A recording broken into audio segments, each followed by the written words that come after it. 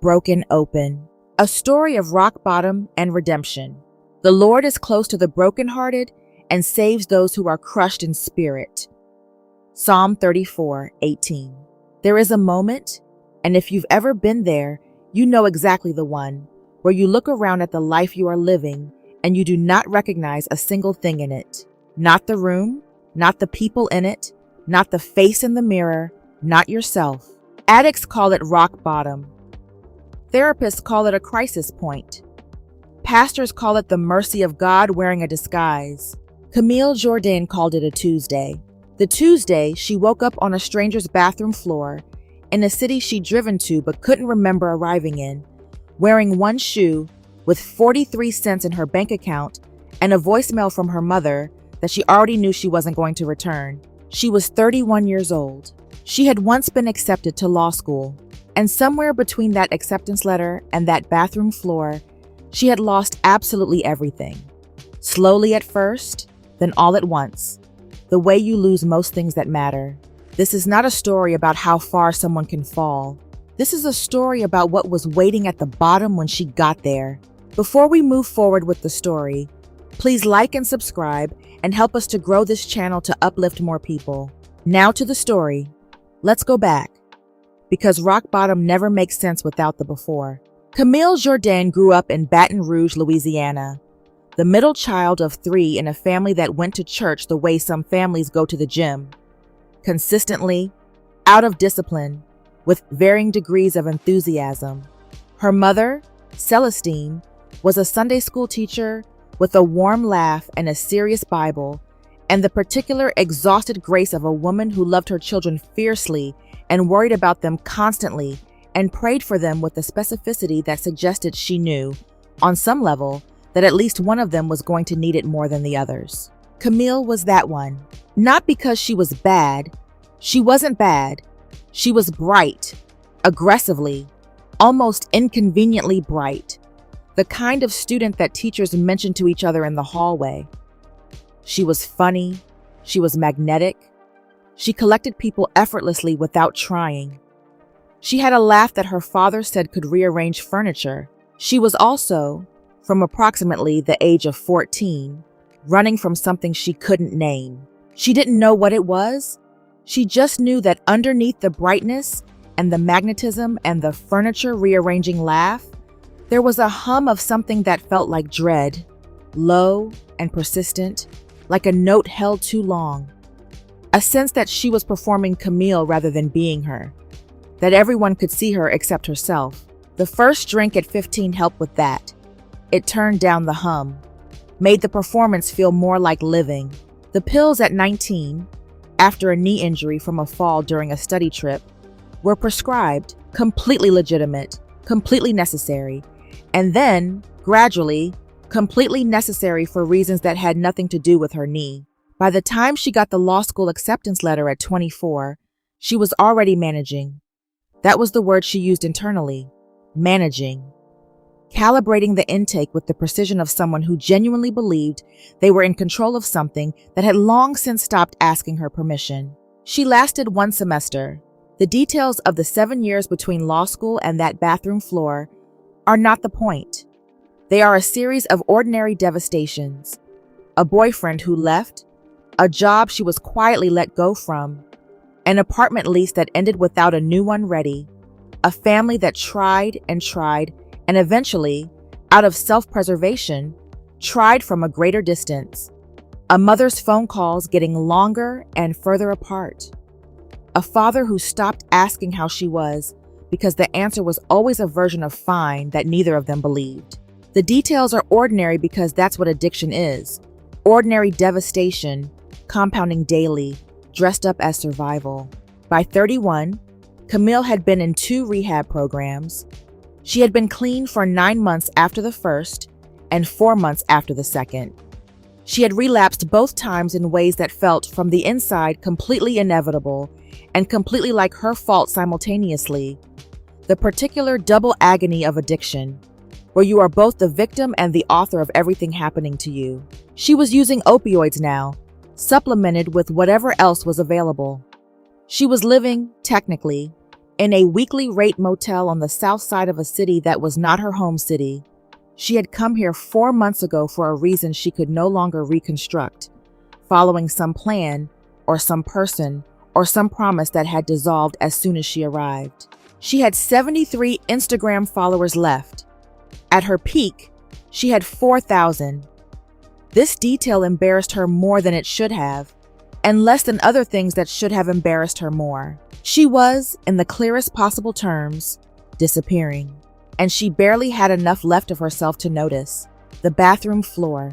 She came to slowly, the way you surface from bad sleep, confused first, then aware, then wishing you were confused again. The tile was cold against her cheek. Someone's bathroom. Pink tiles, which told her it was an older building. A towel rack above her, with a single damp towel on it. The door was slightly open, and from somewhere beyond it came the sound of a television. A game show, cheerful and surreal. She sat up. Her body reported several complaints, none of them new. One shoe. She looked for the other shoe for a moment, and then stopped, because looking for the shoe required caring, and caring required resources she did not currently have. She found her phone on the edge of the sink. 3% battery, screen cracked in a new place she didn't remember. 11 missed calls, 6 from a number she didn't recognize, 4 from her sister Denise, 1 from her mother. She sat with the phone in her hand and felt something she hadn't felt in a long time. Not shame. She was past the acute phase of shame. What she felt was something colder and more final. Exhaustion so complete, it had passed through her tired and out the other side into a territory that didn't have a name. She was tired of being tired. She was tired of managing. She was tired of the 11 missed calls and the 1 shoe and the pink bathroom tiles. She was tired of the face she was going to see when she found a mirror. She looked in the mirror anyway. She did not recognize herself. Not metaphorically. Genuinely. The face looking back at her was close enough to Camille Jourdain to be her cousin, but it was not the person she thought she was on the inside.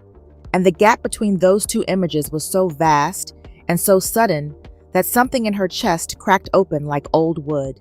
She sat back down on the pink tile floor, and she did something she had not done in 7 years. She wept. Not the manageable kind of crying, the kind you can arrange your face around and absorb and move forward from.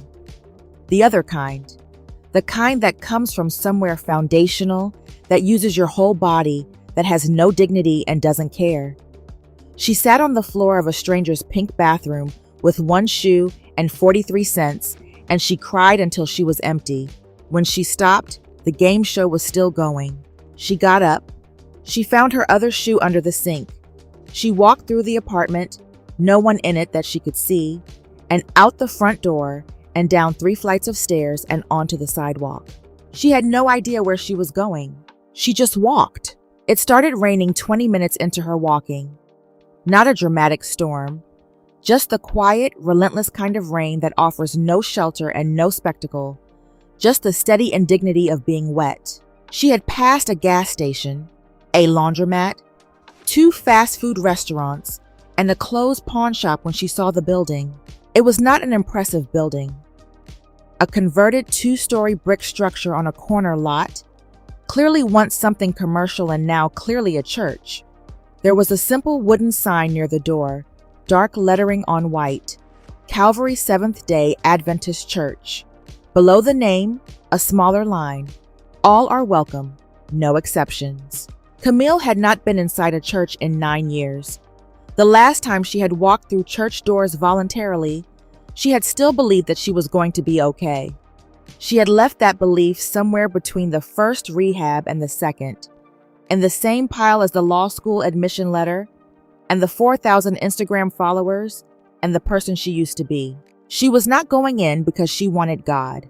She was going in because it was raining, and the door was open, and she was a woman alone on a street she didn't recognize, and the open door was the closest available thing. She went in. The foyer was warm and smelled like coffee and lemon wood polish. A hand-lettered sign on a small easel said, Thursday Community Lunch. All welcome. 11:30 a.m. It was 11:47.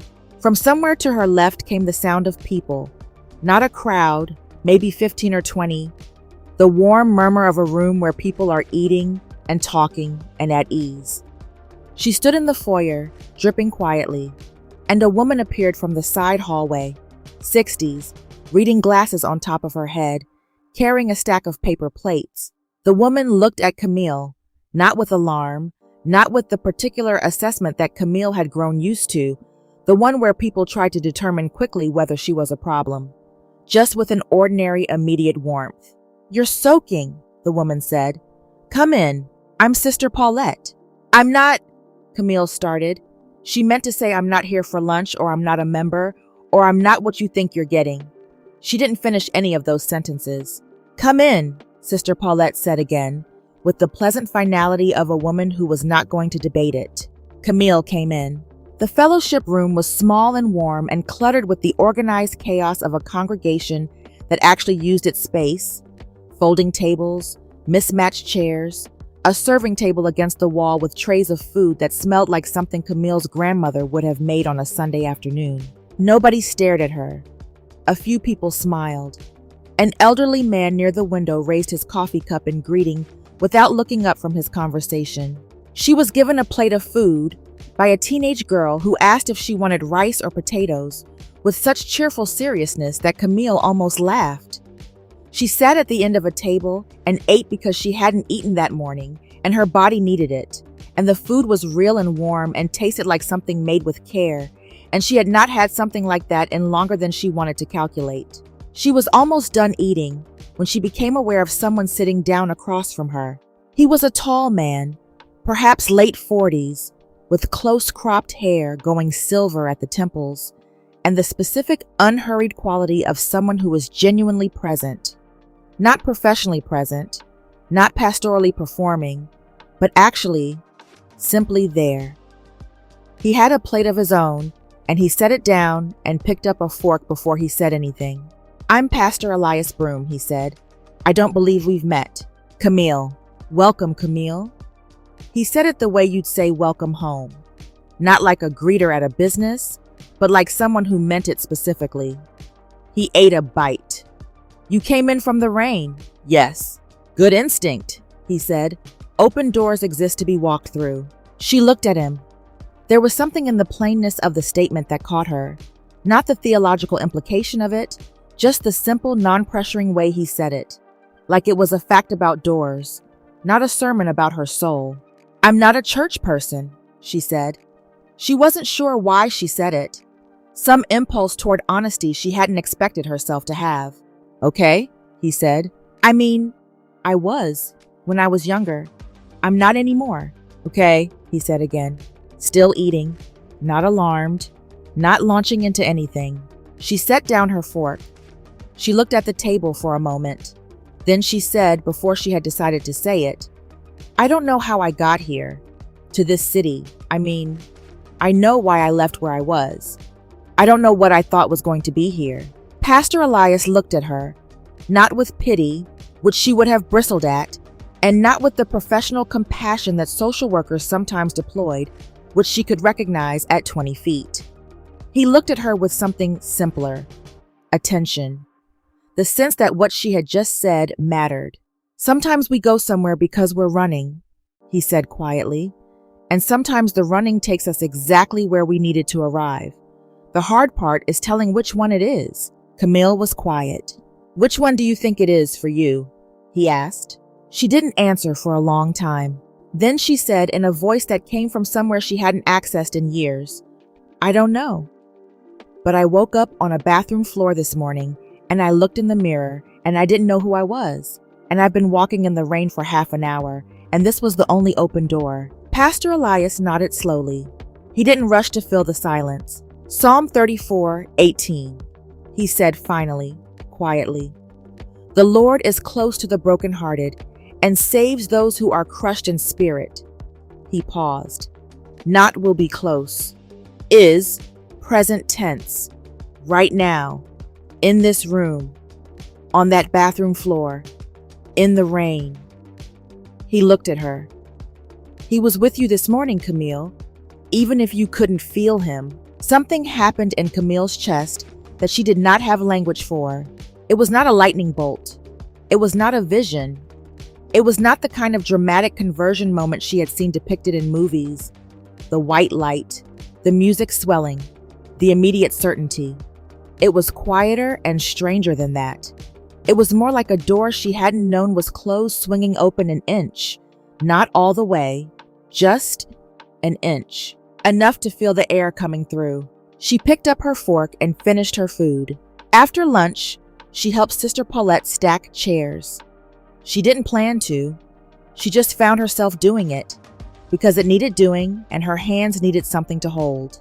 While they stacked, Sister Paulette talked, not about God, about herself, about the 22 years she'd spent married to a man who drank, about the season after her divorce when she had done things she was not proud of, about finding Calvary in her 40s when she was sure, she said, that she was too broken and too old for any of it to take.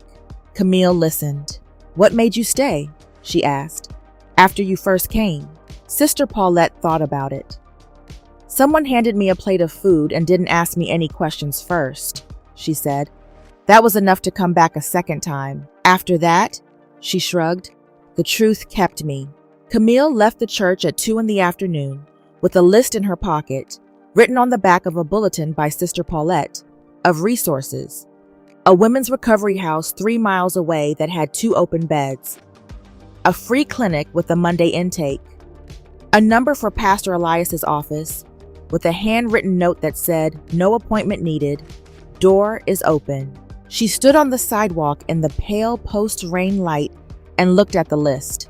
Here is what she planned to do. Go back to the motel, call the number for the recovery house, assess. Here is what she did instead. Start walking toward the motel, pass a corner store, go in, and spend her last 43 cents on nothing because 43 cents buys nothing, and stand in the candy aisle feeling the familiar gravity of every bad decision she had ever made pulling her downward. She stood in that candy aisle for 11 minutes. She knew what she was doing, or rather, what she was about to do. She knew the sequence. She had run it before. She would leave the store. She would find a way to get what she needed.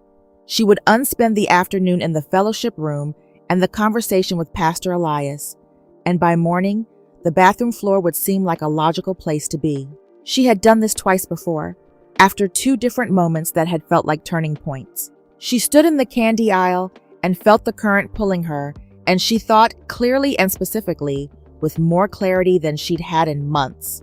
"I am so tired." And then her phone rang. 6% battery. She had charged it for 40 minutes on a strip mall outlet she'd found after leaving the church. The screen read, "Denise." She stared at it. She had not answered her sister in 3 months. She answered it. There was a pause on the other end before Denise spoke. The pause of someone who had called expecting voicemail and was momentarily disoriented by a real voice. "Camille?" Her sister's voice was careful, guarded, the voice of someone who has been hurt in this specific way enough times to have developed protocols. "Where are you?" "I'm in a candy aisle," Camille said. A beat. "What?" "In a corner store. I have 43 cents. I don't know why I'm telling you this." Another pause. Then Denise said softly, "Are you okay?" And Camille said, not because it was true, but because for the first time in years it felt like something that could become true. "I want to be." Denise took a slow breath. "There is a women's program," she said. "I've been researching for 6 months. I didn't know if I'd ever get the chance to tell you." Another breath. "It's called the Lydia House. It's faith-based, Christian. I know you haven't." "I know about it," Camille said. Silence. "You know about it?" "Someone gave me the address today," Camille said. "About 2 hours ago, a woman at a church." The silence on Denise's end was the silence of something too large to immediately process. "Camille," she said finally, "I've been praying for something to reach you every single day for 2 years. Her voice broke on the last word in a clean, quiet way. Every day. Camille stood in the candy aisle of a corner store with 43 cents and 1.5 bars of battery and her eyes filled with something she had thought was used up on that pink bathroom floor. She had been wrong. There was more. She checked in the following Monday. The intake counselor was a woman named Rochelle, matter-of-fact and warm in equal measure, who said 3 things in their first meeting that Camille held on to. You are not your worst moment. Recovery is not a performance, and you don't have to have faith right now. You just have to stay. She stayed. The Lydia House was a 12-bed residential program, structured, demanding, anchored in scripture without being suffocating about it. Morning devotionals, counseling twice a week, group sessions, work assignments around the house that were, Rochelle explained on day 1, not punitive, but intentional. You learn to take care of something small before you can take care of something large. Camille was assigned the garden. She had never gardened in her life. She stood in front of a raised bed of winter ragged soil on her first morning and stared at it with the same expression she imagined she'd had staring at the cabinet hinge aisle if she were the kind of person who went to hardware stores, which she was not. A woman named Patricia, 68 and 3 years sober, came and stood beside her and said, "It looks dead. It isn't. It just needs consistency." She was not talking only about the garden. Camille learned to garden. The first month was the hardest. Not because of the program. The program was clear and contained, and clarity was something her life had been missing so long it felt almost physical, like sunlight on cold skin. The first month was hard because without the substances, she had to meet herself again. The self she had been running from since 14. She met her in the counseling room and in the garden and at 3 a.m. when the cravings came, and in the devotionals when a scripture landed somewhere tender and she had to sit with it instead of dissolving it with something chemical. She called Denise every Sunday. She called her mother on the 3rd week, a conversation that lasted 40 minutes and contained long stretches of silence that were not empty. Silence that was the 2 of them simply being on the phone together, still connected, after everything. On the 2nd Saturday of her 2nd month at Lydia House, the house van took the residents to church. Calvary Seventh-day Adventist Church. The same building, the same wooden sign, the same lemon wood polish smell in the foyer. Camille stood in the foyer and looked at the place where she had stood dripping on a Thursday in the rain, and felt the particular dislocation of returning somewhere that had mattered without knowing at the time that it was mattering. Pastor Elias was preaching. His text was Psalm 34:18. The Lord is close to the brokenhearted. She did not think the coincidence was accidental. She was past believing in accidental coincidences. He did not see her in the congregation. He preached the way she remembered, without performance, with the specific weight of someone saying something because it is true, rather than because it will be effective. He said, "The word crushed in this psalm, in the original Hebrew, is a word that means broken to powder, not cracked, not chipped, powder." The psalmist is not describing someone who has had a difficult season. He is describing someone who has been ground down to their smallest possible state. He paused, and he says, that is precisely where God is, not waiting for you to reconstruct yourself before he shows up. There, in the powder. Camille sat in the 3rd row of Calvary Seventh-day Adventist Church and felt something complete, like a circle closing. She had been powder on a pink bathroom floor, and God had been there. 8 months into her recovery, something happened that no one had anticipated. A young woman appeared at Calvary on a Saturday morning. Camille noticed her immediately because she had learned to notice the particular way people carry themselves when they are close to an edge. She was sitting in the back row in a jacket too thin for November, with the held-together look of someone who has been holding it together for a long time and is running low on the thing they've been using to do it. Camille recognized that look the way you recognize your own face. After the service, she went to the back row. The young woman's name was Tanya, 26. She had been dropped off by a boyfriend who did not come inside. She had come because a flyer at a gas station said there was free lunch on Saturdays after service, and she had not eaten since yesterday. Camille sat down next to her. She did not call Sister Paulette over immediately. She did not flag down Pastor Elias. She just sat down, the way Pastor Elias had sat down across from her 8 months ago, and picked up a bulletin from the pew rack and held it and said, "I'm Camille. Have you eaten?" Tanya looked at her. The same assessment Camille had once performed on every room she entered, trying to determine the angle, the cost, what was being sold. Camille let her look. "Not today," Tanya said finally. "Let's go eat," Camille said. "And you don't have to tell me anything you don't want to." She walked Tanya to the fellowship room. She got her a plate. She sat across from her while she ate, and she listened when Tanya talked, and when Tanya stopped talking, she didn't fill the silence with pressure or pamphlets. At the end of the meal, Tanya asked, "Why are you being nice to me?" Camille thought about a pink bathroom floor, about one shoe, about 43 cents and a candy aisle, and a sister who had been praying every day for 2 years, and a door that was open because it was raining. "Because someone was nice to me when I was where you are," she said. "And it was the thing that saved my life." She paused. "Not immediately," she said honestly. "I still had a bad night after that.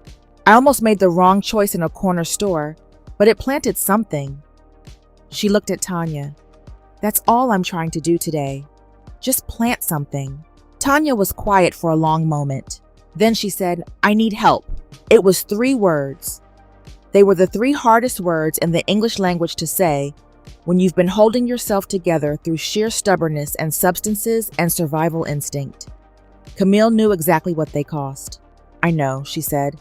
"Let's go talk to Pastor Elias." 6 months later, 14 months sober, certified as a peer recovery coach, working part-time at the Lydia House alongside Rochelle while she finished an online counseling certificate, Camille Jourdain stood at the front of Calvary Seventh-day Adventist Church's fellowship room on a Thursday afternoon. The Thursday community lunch had grown.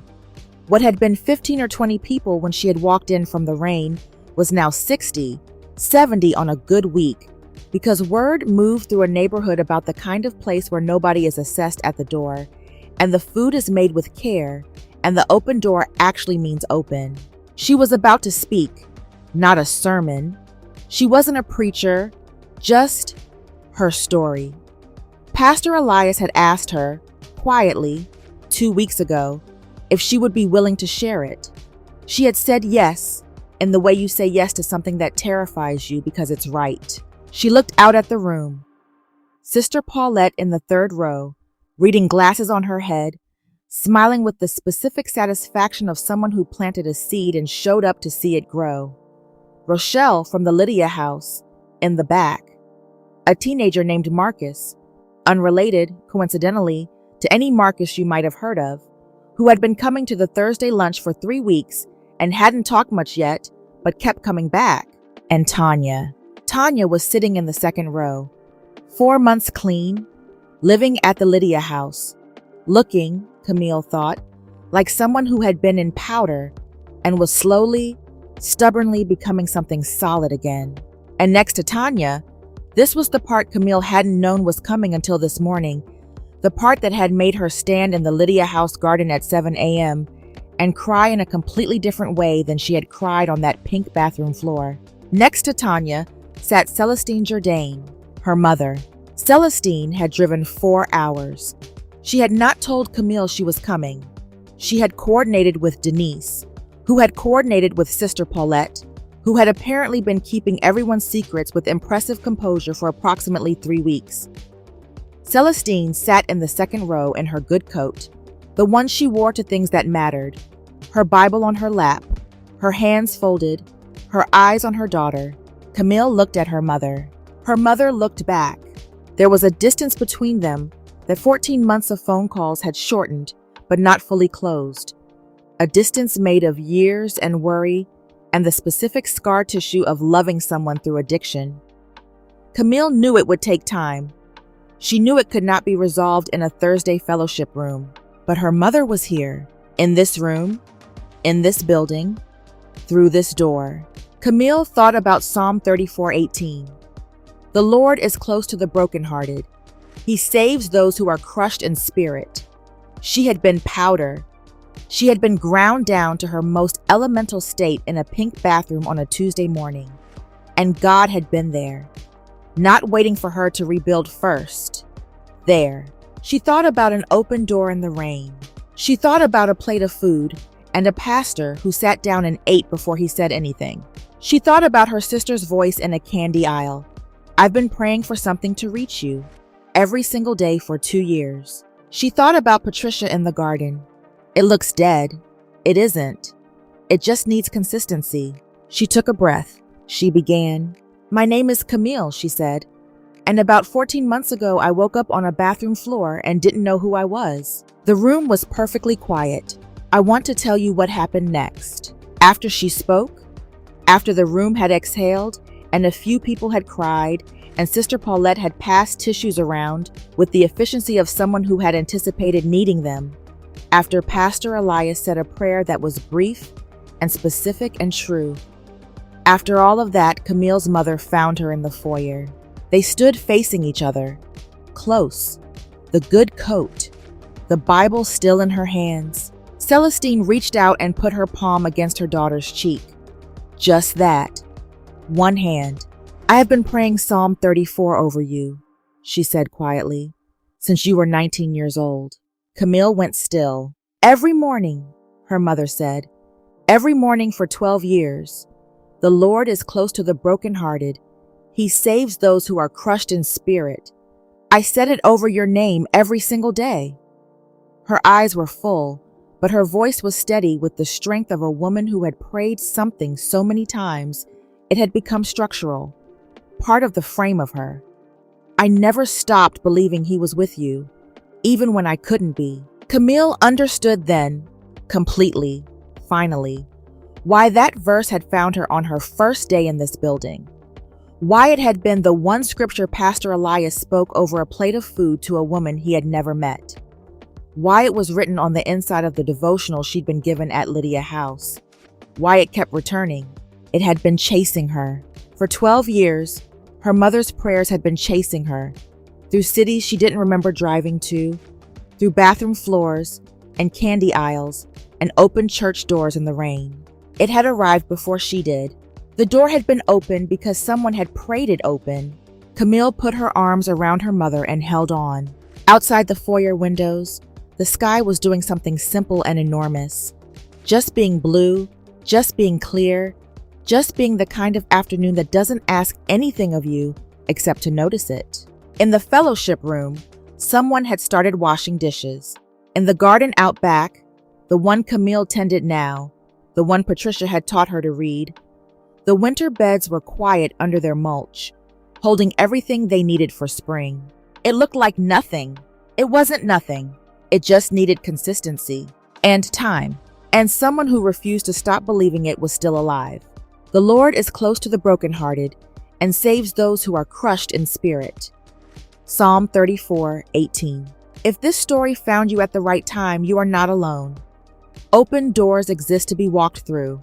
If you enjoyed this story, please like and subscribe to be notified about more inspirational stories on redemption and hope. The end.